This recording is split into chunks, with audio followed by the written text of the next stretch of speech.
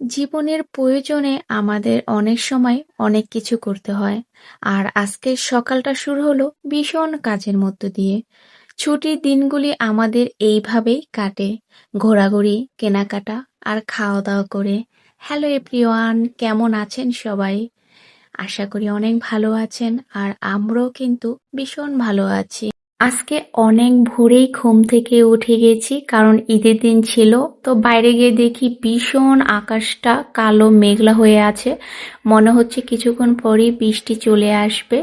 তো এদিকে আমি বিছানাটা তুলে তারপর ঘরটা ঝাড় দিচ্ছিলাম, আর আমার মেয়ে তো প্রচন্ড ঠান্ডা লাগছিল, তাই সে কম্বল গায়ে দিয়ে শুয়ে রয়েছে। এদিকে ঘর ঝাড়ু দেওয়ার শেষে আমি দুধের প্যাকেট আর মাংস, এটা একটু জলে ভিজিয়ে রাখছিলাম, কারণ এগুলো আবার একটু নরম হতে সময় লাগবে। তাই একটু আগে থাকতেই ভিজিয়ে রাখছিলাম, যেন তাড়াতাড়ি নরম হয়ে যায় আর রান্নাটাও তাড়াতাড়ি বসিয়ে দিতে পারি। আর এদিকে আমি রান্না বান্না করার জন্য আস্তে আস্তে সবকিছু একটু একটু করে গুছিয়ে নিচ্ছিলাম।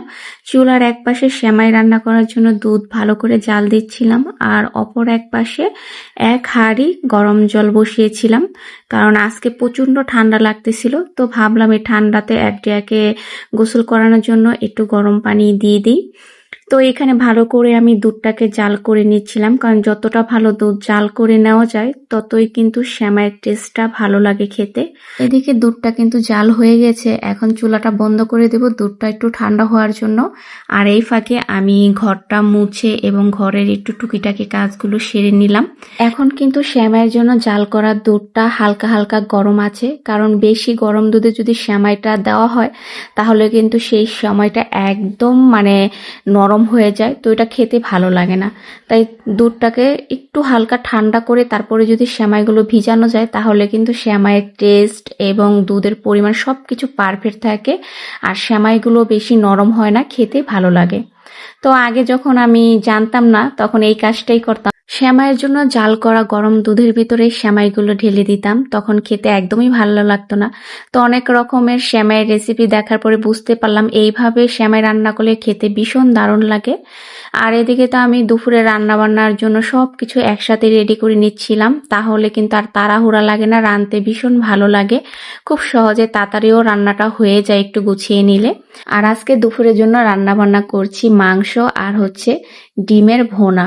তো মাছও রান্না করতে চাচ্ছিলাম, পরে একদিয়ার বাবা বলছিল যে না, মাছ রান্না করো না, তাহলে আর খাওয়া হবে না, কারণ রাত্রেবেলা আবার বিরিয়ানি খাবে। তাই ভাবলাম যে শর্টকাট অল্প কোনো কিছু করা যায় দুপুরে খাওয়ার জন্য, যেহেতু রাত্রে আবার একটু বিরিয়ানি খাওয়া হবে। তাই ভাবলাম যে একটু তেল মশলা একটু কম করে দিয়ে তারপরে মাংসের একটু ঝোল আর ডিমের একটু ভুনা রান্না করি।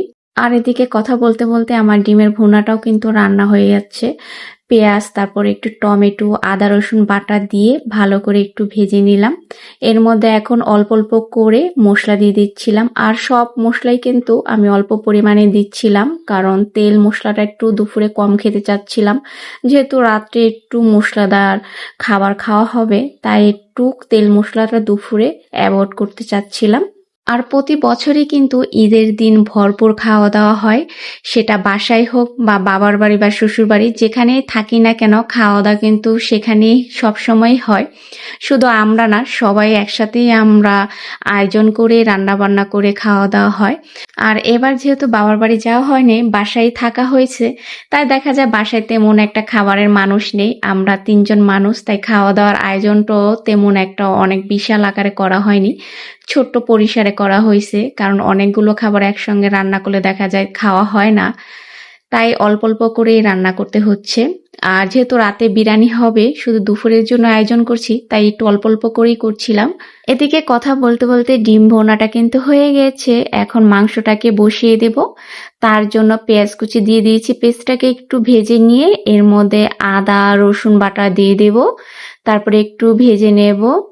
তারপরে এখানে টমেটো পেস্ট এটাও দিয়ে দেব একসাথে, দিয়ে একটু সামান্য নাড়াচাড়া করে এর মধ্যে বাকি যত মশলা আছে মাংসের অল্প অল্প পরিসরে আমি এখানে দিয়ে দেব।